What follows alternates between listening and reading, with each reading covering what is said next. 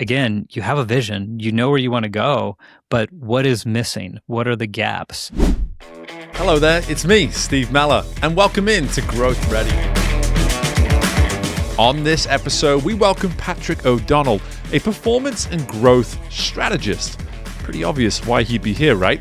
To help us understand the importance and roles systems play in achieving peak performance. Patrick's undeniable commitment to a well-rounded growth journey helps us see why growth insists we consider all aspects of life so that we're ready to pursue a vision that represents what matters most.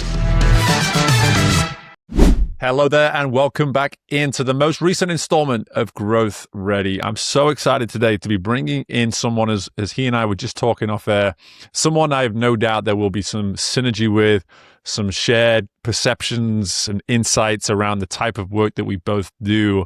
But before we go any further, I'm excited to introduce Patrick O'Donnell into the show. And Patrick, as you know by now, the only question I can ask you before we go any further is, what does it mean to you to be growth ready? Awesome, Steve. Great question. And first of all, thank you for letting me be here. Love this and love the synergies, like you said. So to me, when you talk about growth ready, ready makes me think of prepared. And kind of that old quote that people say, like, most people have the will to win, yet few have the will to prepare to win. So what I feel like being prepared for growth, meaning not just one goal, but like look at your whole life. So for example, right now I'm facilitating a John Maxwell training. And as he says, you don't go through life, you grow through life. So the point, you identify where you are, cast that compelling vision for the greatest future that you could have, and then pursue it with intentionality, growing along the journey to be really the best that we can be so that we can create really that kind of impact that we're called to make. So that to me is what Growth Ready is being all about. It's what I really enjoy about how you've approached this is you hear a process, you hear almost an equation, if you will, that this plus this can equal this. And to start with, the first thing that I heard is this idea of preparation. It's this belief that it's one thing to step into the unknown, for instance, or give something a try for the first time and say, you know what, I might not be ready, but what the heck, I'm going to give it a go. But then to do the work behind the scenes, to do the work maybe when no one else is looking, to commit in ways before that opportunity arises, before the moment calls for you to in fact be ready. You've already made that commitment. You have that will to prepare. And I find it interesting that you use the term the will to prepare. Yes. So let's start there. Like, what is it that makes you want to set us up in that way, position the conversation to make it about the will one must have? It's almost that I think and I don't know if I want to use the word called, but feel like that is what I'm thinking about. Being called to something more. We're all called to grow. We're here for some kind of reason. What is it? It's not just to sit back and be complacent and live that life of questioning what we could do, but having that will, that desire to be able to really make that impact, make that difference. What is our purpose? Where I feel like there's so many people that we work with, clients, friends, the whole idea of being able to say, all right, what is my ultimate calling, that ultimate goal? Again, not just one goal, but the growth over time to get there. And to me, that's what's fascinating about, I think, our work is when you have that ultimate goal, it's so strong. I think what Steve Jobs said it. So when you have a vision that's so clear, it pulls you to it. You don't have to push all the time. You don't have to grind because you're so excited. It pulls you there. So what I love to do is take that first step. You talk about systems. Yeah, I can't help but think that way. Like the first step, identify where you are, but then as compared to that future vision, and then what do you need to grow along the way? Yeah, I really appreciate the idea of the pull versus the push. You know, my origin of just athletics in general, just watching, and I'm reliving it now, 7-year-old, 5-year-old. I'm in these moments with kids where you can see the difference between a kid who's excited, let's say, about being there at soccer practice versus the kid who's, but look, you got to get out and go do something. Like, so you're doing soccer, and that's what you're going to do. You know, it's that one who's that gravitational pull, if you will, towards, I want to be here right now versus, hey, I kind of have to be here right now. And I really appreciate that dynamic here for us to maybe just discuss a little further, because if the ultimate goal is something like a calling, a purpose, I'm curious, when you think about your own journey, how did you start to resonate with this idea that it can't be something I'm being pushed towards, it has to be something I feel pulled towards? Right. You get back to the whole concept of looking at what you want to do. And I think, we're all in a career, we're in a space, like people talk about make your career your mission, or you live your passion. And I don't know if I completely agree with everything that goes into that line of thinking, because obviously there has to be things that make money, follow all the other pieces of the puzzle.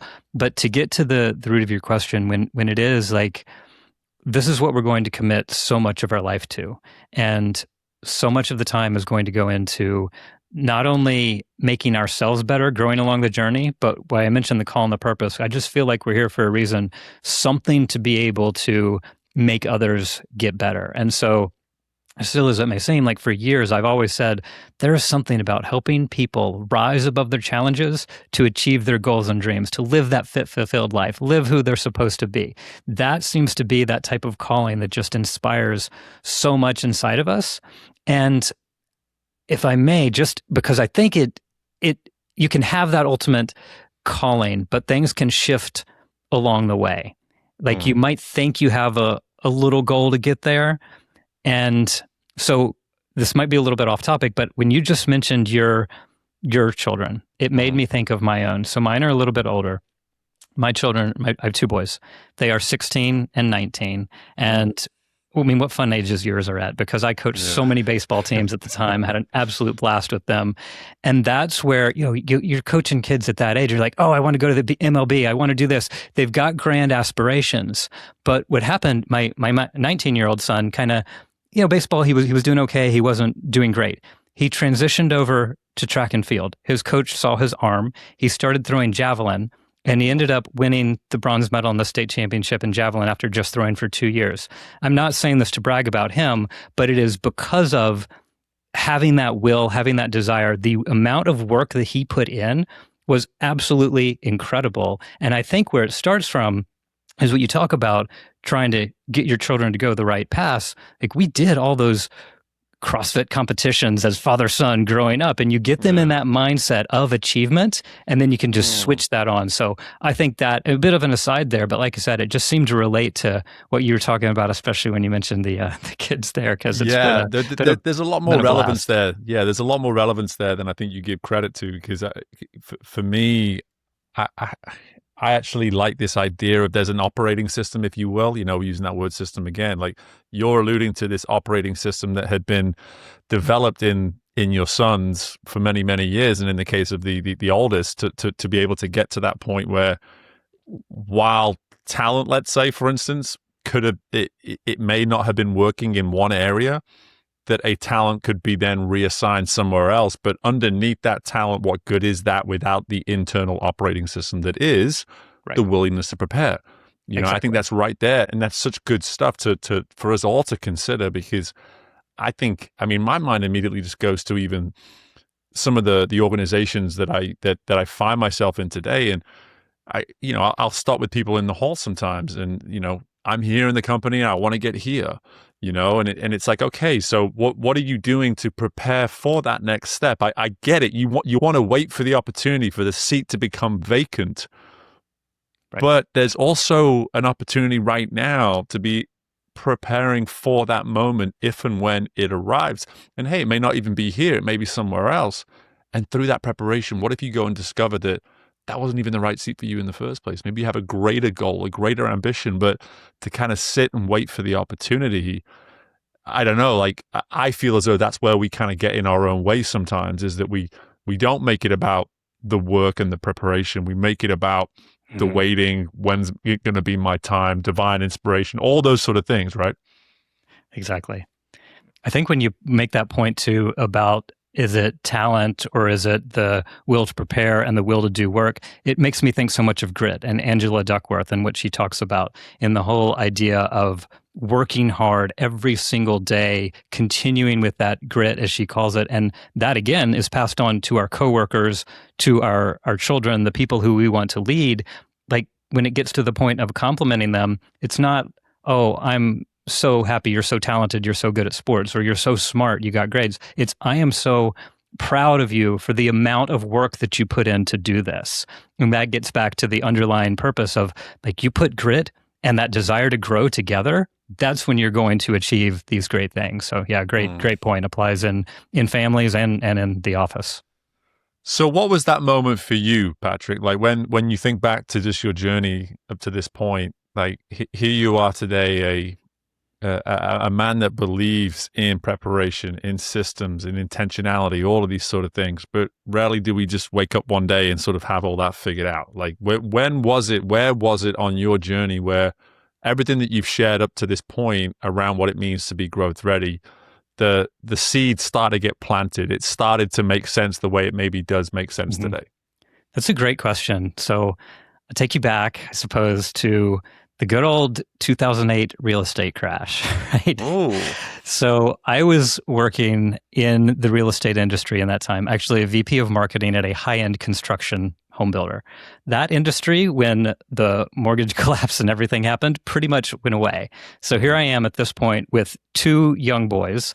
My wife and I are thinking, all right, I'm voluntarily leaving this position because there is no more job here. There is no industry. And what can we do, not only to support the family, but I'm not in great physical, really, or mental shape at that point.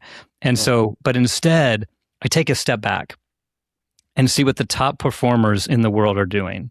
What do they all have in common? And that, I mean, I'd always liked systems. I've thought in that way.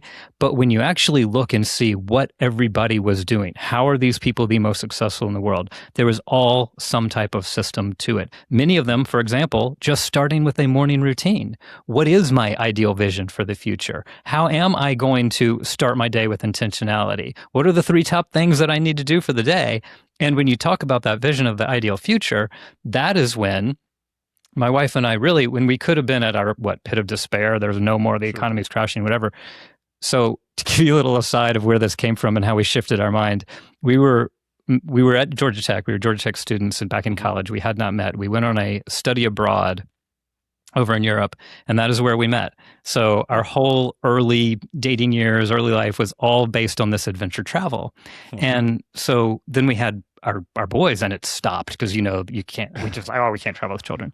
Yeah. But we always had this idea that we want to take a year to travel the world with our family before our boys get to middle school. And so that's what I was saying. In this time of, okay, there's no job, the economy's crashed, but you take that step back, you see what everybody else is doing, and that's when you can say, all right, we're going to take a year to travel the world. We're going to live in New Zealand for 3 months. You put all these things into it. You start putting the vision together, and that's when the systems really do come into place. And it's still those systems that I started back then. They form the basis for the Fit Life Protocol. When we started our gym and our coaching program, they formed the basis for what we're now still using today as part of the extraordinary execution system to be able to help businesses and corporate professionals grow. So yeah, it's a really good question to think back on. Gosh, where did all this start? But I guess that was kind of the beginning.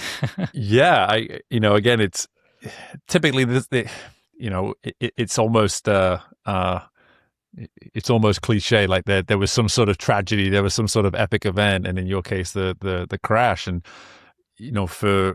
I think the response that you chose in that moment is quite interesting. Is that it wasn't a matter of like, hey, what's everyone else doing, so I know where I need to go next. From like maybe industry, like, oh, if you're leaving this industry, you should definitely move into this one, or whatever it might be. You were looking for commonalities almost in behavioral tendencies, not abilities, not talents, right, not successes. So it was really in peak performance, I guess, is what you would call it. Yeah. And that for me is interesting in the sense of and I know it's hard now, we're 18 years from that moment, but for you to sort of sit in this with me and just sort of think, when you think about peak performance and the curiosity, let's say, you had toward learning more about it back then, where was peak performance remotely evident in your life at that point to make that something that became, to go back to what you said earlier, it became a pull. You weren't pushed towards it, you were pulled towards it. So just talk more through that for me. It was a part of life that I always enjoyed but hadn't focused on enough. And so what I mean by that, high school athlete, I ran cross country and track. That was fun. And then in college, I will say probably my favorite class was health and performance science. But I was like, oh, that was super cool. I loved it. But I never went into that professionally. So then it was at this time when you are faced with what could be a bad time. What do you need? And so many people talk about it. Like, Tony Robbins has made it famous, and all the other people, like, get your body in motion, get your mind right, get your state of mind. It all starts there. So that to me is really where a lot of this came from. And it reignited a lot of those old interests to then be able to come together. And what I think was fascinating is, yes, it helped me at the time, but again, going back to the purpose we talked about at the beginning, how much it allowed to impact others. Because fast forward a few years, my brother and I owned a gym together, and then a lot of the members would come to me, and I don't sound arrogant, but it's like, how are you in such good shape? Like, basically saying, okay, you've got a six pack, you've got a family, you've got a career. How do you do this at your age? And but to me, it wasn't just about the exercise or the nutrition. It's also the sleep. It's the mindset. It's all of the stuff that goes into it to make it work. And so that is kind of that process of reigniting that fire, finding the way to make it work for myself, trying it out, maybe the guinea pig a little bit, and then seeing how the systems work and applying those to others.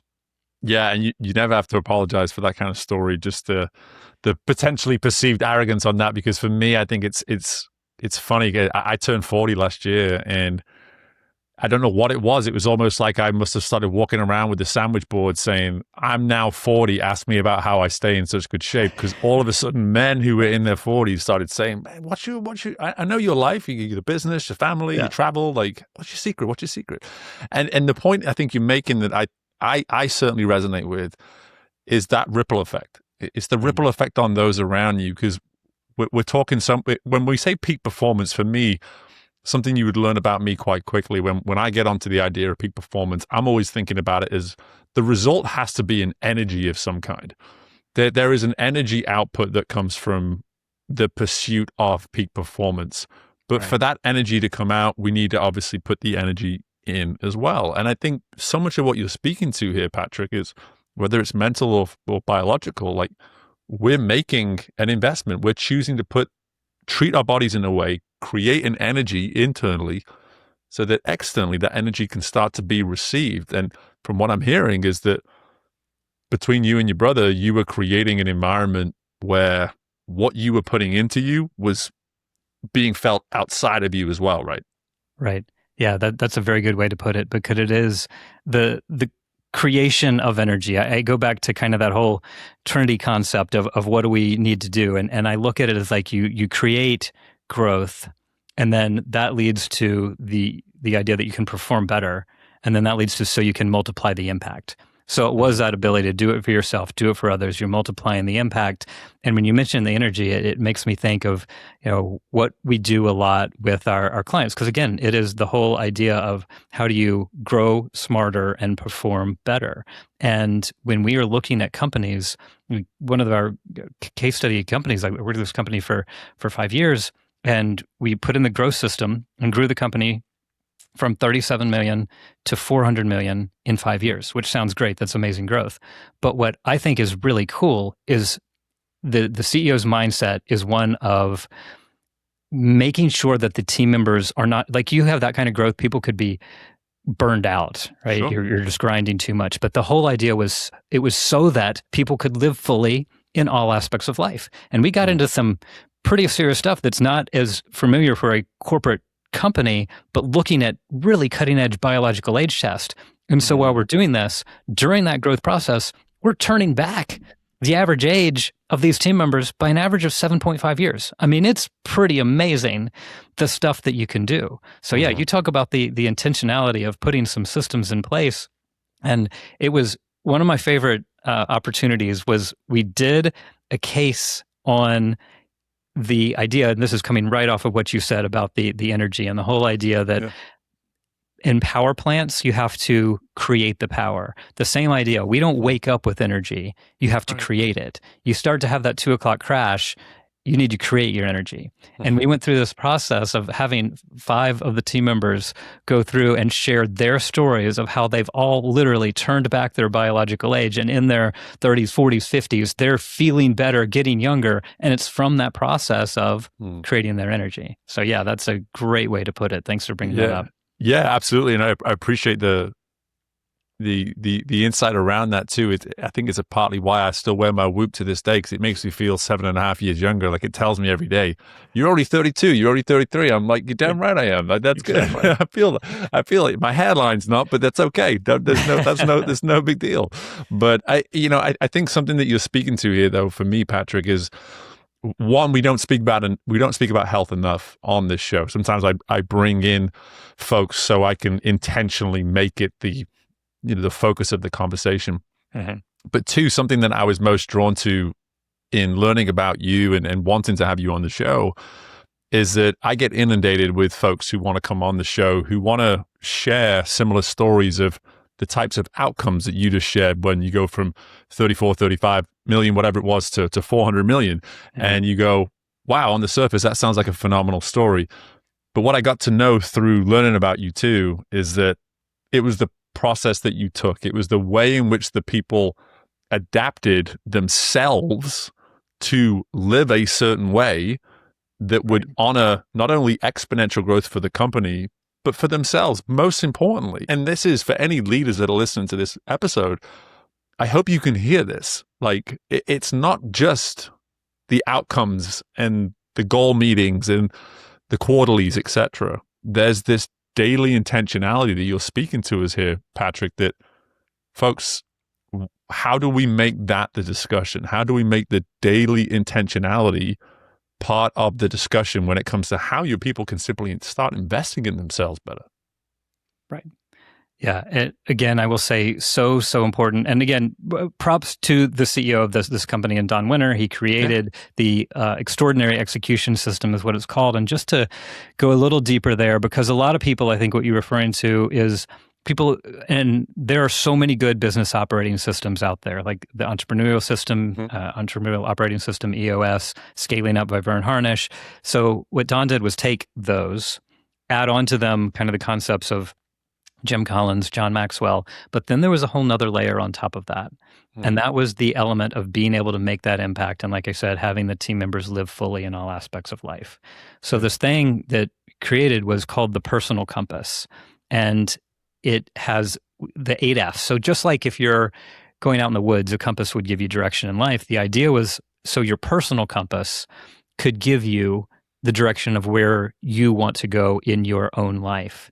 And it's not, I don't think it's typical to look at a corporation that would go to the lengths to be able to do this for their leaders, for their team members, but it really start off with that step 1, like I always say, is identify where you are. Where are you in these 8 F's? And the 8 F's are faith, family, friends, finances, fitness, fulfillment, freedom, and fun. And you go through the process, and you've probably seen it. It's the wheel of life type thing. People have got their different iterations on it. But if you're not thriving in one of those areas, we'll focus on it. Where can you improve in that area? And then have the conversations with your leader. We call them alignment meetings, the whole idea of being able to get aligned.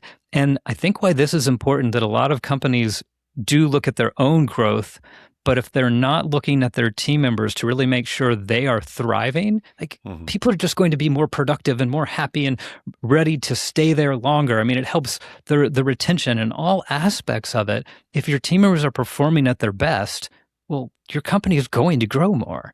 Yeah. It's just a side of that. And so sometimes when I'm talking to people, they're like, wait, you help companies grow, but you're talking about biological age tests? Like, those have nothing to do with each other. Right. And I think they absolutely do. Yeah. Because, it's just that whole concept of really being able to pour into the team. Because whenever you ask any good leader, like, what is your most important asset? It's your people. Yeah. So let's treat the people really like they are the most important asset and really help them thrive in all areas of life. Yeah, it's such exciting information to read about. Again, like I said, I got to read more about it prior to sitting down with you and learning more firsthand of how it was created. One area I really want to go to now, though, is the word system.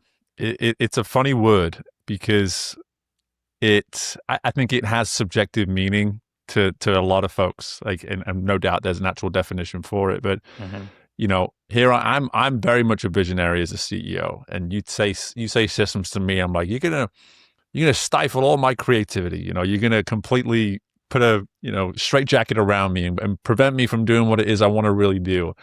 And naively, that's how I used to think. And here I am now 5 years into business, and I have a team of folks now who are so incredibly grateful that we have integrated systems, because visionary Steve, albeit exciting to be around sometimes, can be quite chaotic without those systems in place. And so I would love for you, just for our listeners who maybe hear this word system and immediately sort of go, ooh, I'm not a system person. I don't like the systems and all this kind of thing. How would you firstly explain what you mean by a system? And then secondly, help us better understand the need for systems in our lives. Yeah, another really good question. And I think it bears explaining, because when you first hear the word systems, especially people who are not really technical, and I'm not, I love systems, but I really am not, that into the coding or all the other things, because that's what people will think. Highly technical, using something on the computer. But when I'm referring to having the systems installed, you could almost say it is just about having the rhythms, the routines, and the disciplines in place to make things work. So it can be as simple as everyone in the company knowing the clear vision, the outcome, and how what they are doing contributes to that outcome. And if we go back to our model, like, why we're called Ignite 5, and I mentioned the first step is identify, and the second step is to implement. That's implementing the specific protocols or whatever it may be. Well, the third step is ignite. And how do you ignite to create the lasting results over time? Basically, it is following a system with accountability for lasting results. So when I talk about systems, let's take a company who has a founder who has created the ideal business, and they can step away for a month, 3 months, 6 months. Can that business still run without them? That means they have put in proper systems. And again, I don't mean technologies. It could mean your individual people know exactly what they're doing. They know the vision. They're inspired by the vision, so they're being pulled to it. They know their exact expectations, and they know all of their reports expectations, so they are happening, and their key numbers, so they are making those happen. And if they're not, if you're on track or off track, and you can correct course. Versus the other side, someone who may be an incredibly successful business owner, but it feels like too much might be falling back on them. They can't really take away, go on a vacation, or if they and their son work in the business together, maybe they can't both go to a family event at the same time. That is what I mean by not having the systems in place. And so it doesn't have to be a highly technical, do all this computerized, but is just the aspect of making sure that those rhythms, disciplines, and what you need to thrive in business and in life are in place so you can make it work.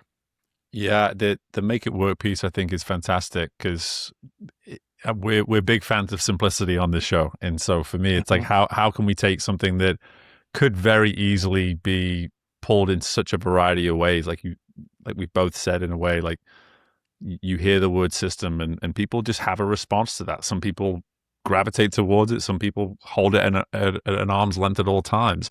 Exactly. But what you're really saying here is that, just from a system standpoint, how do we create, whether it is a rhythm, whether it is a routine, whether it is a discipline, how do we create what we need to make what it is we're trying to do work in a way where there is the cost is minimal? And I think that's a huge part of this. And I think that, in a way, goes without saying, based on what we discussed through the first 20, 25 minutes or so. We're acknowledging that we don't want the cost to be the person. We don't want the system to imply that the person must sacrifice anything and everything about themselves in order to get the result that we need from them. Point is, how do we make it work in a way where the costs are either minimal or non-existent, ideally? You're right.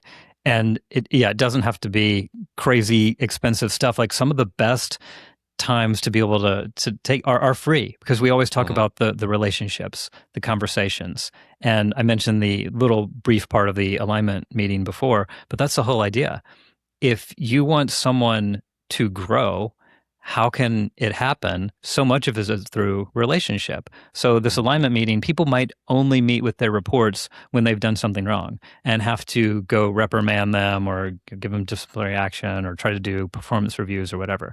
But instead, if you shift it and look at these alignment meetings of like, let me learn more about your life. How can I help you in these areas? How can I help you achieve your big goals? And then we get right down to the core of that meeting. And we call it a GPS. That stands for growth, progress, and support. So the idea of how can I help you grow? How can I help you make progress to get there? And how can I support you along the way? And what a great conversation for a leader to have. Again, you could call that a simple system, a simple framework, whatever you want to call it. But the idea is there's no cost to that. And you're certainly going to help your team members. And if you have reports that are working for you and putting in 40 or 50 hours a week, if you can't take an hour a month to be able to have that kind of conversation with them to support them, then, well, might not want to be leading people, because that's really what it's all about, right? Yeah. And I think that brings up a great point of just like the integrity piece of all this. I think what you're alluding to really just hits me in that regard, is that I think all too often, a lot of what you've presented so far at the surface, leaders, organizations, they'll entertain it to an extent, to an extent. And I don't know what your experience is, but this is certainly mine, is that we talk about health to an extent. We talk about mindset to an extent. We may even talk about systems to an extent. But the buy-in piece, I'd love to go there with you, is you've seen the work. And it's one of my favorite things to say to those that I work with, is when we get to that point, you see, the work works. We just have to give it time. Right. I'm curious, just from your standpoint, when you think about, and maybe this is even a great time to even reflect on your own journey, is what is it for people that gets them to suddenly put both hands up and say, yep, you got me. Like, everything that we're talking about, we can no longer do it to an extent. We must do it properly all the way, because we see the benefits now. We understand the benefits now. Right. I think it does come at different times for different people. And maybe I should start out by saying it is not for everyone, because there are a lot of people that just have a mindset where it doesn't fit this culture. Because I say this isn't typical, but like you say, the work works, and I've seen it work.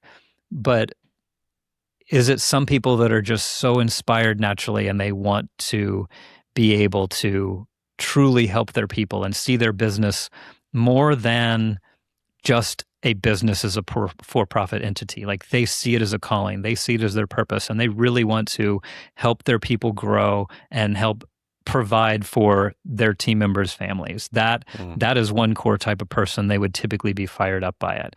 Some other people might not get to that right away, where I'm thinking of working with some others who they were actually getting close to their exit and thinking, gosh, I don't have a business that I thought I could. Like, they're Superman. They got it to be incredibly successful, but without these systems and frameworks and accountability all in place. And so then they're almost forced to think, all right, how will this run without me? That will allow me to then step back, look at the frameworks, what we do need to put in place. And that can be a really great time to get people into it. And a lot of times people will just start out with the growth part, but then as you do it, you realize, oh, wow, this really does help people thrive in life. And that gives them that sense of accomplishment and being able to help others too. And then I think the third that comes up is we've worked with some people who have been in some really tough situations, meaning there were good companies, they had a good product, they were selling things, but they were at points where too much was falling back on the founder, who was completely stressed out, or maybe some cases where people couldn't pay back their loans, they weren't profitable. And so they were forced to make the change to put these type of things into place. But again, when you do, that can be with the thing that can really turn around organizations and can be done fairly quickly. I mean, in under a year, I've seen people triple their amount of revenue. And so it can be done, but I think those are some of the different places when I've seen it happen. Yeah. Yeah. And, the better question to have asked there certainly is more what is typically evident, what typically has to happen for this to be something that folks buy into. And I just heard a variety of different scenarios there. And sadly, that last one typically is the one that tends to be the final thing that has to fall, is that we get forced into these things. We get, shaken in some way to our core that, hey, listen, if you don't do this, this is where we're going. This is where we're heading right now. And I try to pride ourselves as a show to encourage people to not have to wait to that point. Right? Typically, we have folks listen to this show who have decided that they're not going to wait to the last penny to drop or whatever it is, domino to fall, for them to say, okay, now enough is enough. This is now time. And so with that being said, I'd love for you now just to kind of serve our listeners through maybe just some basic how-to starting points when it comes to, let's say someone's listening to this right now and they just hands up, Patrick, like, I know from a system standpoint, on a day-to-day basis, routine, whatever you want to call it, I know there's ways I can do this better. I know there's ways that I'm getting in my own way. Typically, where do you start to advise folks? Where do you typically tell people, listen, this is a great area to start when it comes to simply creating more structure, more systems, let's say, within your life? Mm-hmm. Always starting with the identify and then the vision. So I know I've mentioned that first step is identify, but do some type of assessment. And this can work on both sides, the growth side or the performance side. I mentioned the 8F's assessment before. Also, if you want to get really into the performance, biological age test, or what we look into is the blood test. How old are you chronologically versus your biological age? What biomarkers are out of whack? And then look over on the business side for a simple, what we'd call a growth diagnostic. Again, you have a vision, you know where you want to go, but what is missing? What are the gaps? Is it the system, the framework, the people? And that is going to give you kind of that foundation of step one, the identify. But I can't say enough about having that vision, casting that vision for where you really want to go, having that magic, like, this is where we all want to go. This is our passion. This is what we want to do. And then going back to getting the people so excited about it that it pulls you toward it. I know I mentioned the pull before, but being able to have the ability to get there. But then from there, take it the next step and say, okay, I know where I want to go and I know where I am now. So what are then the steps that you want to do to get there? And it's mapping backwards from that. And I love the question, like, let's say you and me, Steve, are having a conversation on the park bench where we're 80 years old, and I ask you the question, how's your life? And you reply back, it's perfect. Now, there have been ups, there have been downs, there have been challenges, all that kind of stuff. But what has to exist for you to be able to say your life is perfect? And that's part of our personal compass, where you look at and say, okay, are there 5 or 6 things that would have to be in place to make my life perfect? And then when you've set that vision, that's going to allow you to start down the path. Again, it can be for your business or for your life. But then when you have that vision, it is amazing the steps that you can start taking. And we love that process of then working backwards. Like, okay, that's 20 years, 30, 40 years down the line. Where do I need to be in 10 years, 7 years, 1 year? And then what do you need to do each quarter? And then each week and each day? And it gets down to the simplicity of the daily habits. What little things can I do? Wake up and do one thing, the most important thing that morning, to start driving forward to that vision. So I know I'm going on kind of a little bit long on the process of how this comes about, but that to me is it. Identify, set the vision, and then take those steps to get there. It's really what Growth Ready is all about. There you go. And but I also love a great question. Whenever we can have a great question that can help our listeners just sort of go, okay, there's a question I can sit with, blank piece of paper, pen in hand, blank keyboard, blank screen, keyboard in hand, all the things, and just do some of that work. Like, if I was to get to a point where life was perfect, what would have to exist? What would have to exist for me to say, yep, despite all the ups and downs, life in this moment is perfect? And I find myself very convicted in that moment too, especially when I go, okay, here's some immediate, just like, as you asking the question, some like flashing thoughts came up for me. And then I immediately went into this very humble moment of just like, okay, how is your day structured right now for that to be the reality if and when that moment comes in the future. And it's a powerful question. It's going to force someone to really stop in their tracks right now. And again, that's kind of what we're about on this show. We want the question to kind of force people to stop and say, okay, I may have been looking at this whole thing wrong, or not wrong necessarily, but I could certainly look at this whole thing slightly differently now in terms of, what good looks like, what success looks like, what perfect looks like, because it is one of those words that typically I would encourage us to refrain from looking at things through, is the perfection idea. But what I like about the question is that you're asking it more from listen, if everything was right in your life, what would have to be true? What would have to exist? Exactly. Great way to say it.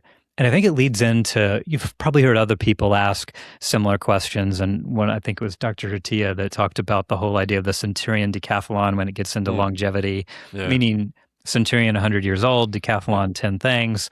What 10 things do you want to do when you're 100 years old? I mean, this could be as simple as, I want to be able to pick up a great-grandchild. I want to be able to walk upstairs. Or maybe you want to climb a mountain when you're 100.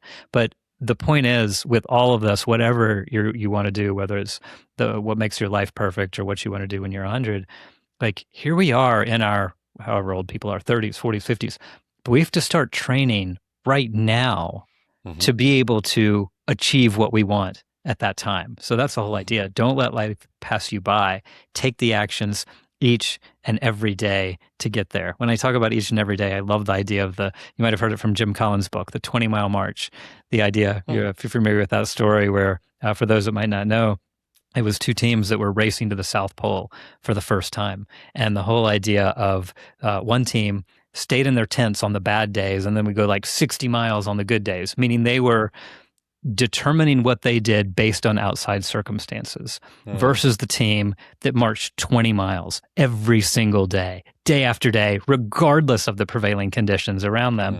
And that was the team that got to the South Pole first, and everybody got back safely, way ahead of the other team. And unfortunately, a lot of the other team that was dictated by those outside circumstances, they did not all make it back safely. So again, it just kind of goes back to that idea, work for it day after day, year after year, to achieve where we want to go in the future in our ideal vision. Yeah, and I'm such an advocate in the work I do, but more so with this conversation and this show is like, how can you help people give the work a reason to matter?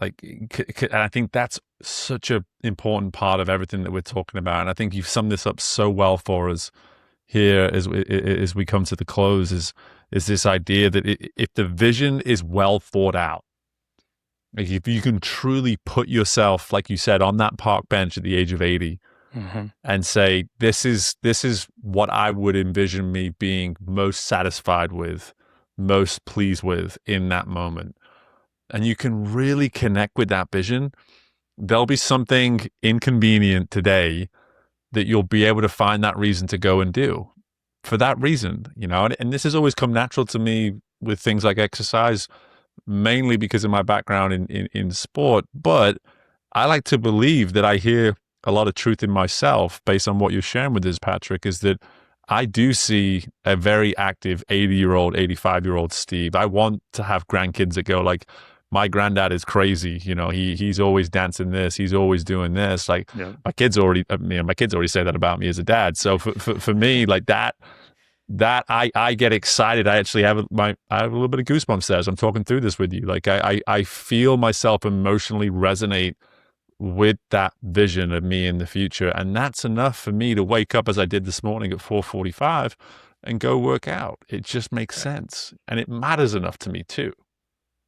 I love that. I can tell it does, seeing it in you, because that is what is so important. Have that vision. It'll pull you. You have the ability to get up and make it happen. That's what it's all about. That's it. Patrick, I knew this would be great. I knew we'd have a good time. And just like that, we blinked and almost 45 minutes went by. I don't know where that time went, but I know I enjoyed it. And the one thing I always want to do, certainly with an individual like yourself that clearly has such a generosity of insight, so much good, powerful wisdom and information that we could probably all benefit from. So with that being said, where's a good place for us to learn more about all that you're doing today so that folks can go look you up? Sure. Yeah, easiest way, connect on LinkedIn. I'm Patrick O'Donnell III. If you put in Ignite5, our company, it's the number 5, not spelled out, and Ponte Vedra Beach, Florida, it'll come up there. Or if people want to, check out the website. It's ignite5.com, again, the number, not spelled out. And then from there, we do have tons of free resources, a free performance and growth diagnostic that people can do. We give resources to a lot of these, the free assessments, like I was mentioning, to be able to start off the journey of identify where you are and where you want to go to make it happen. It's just all part of the process.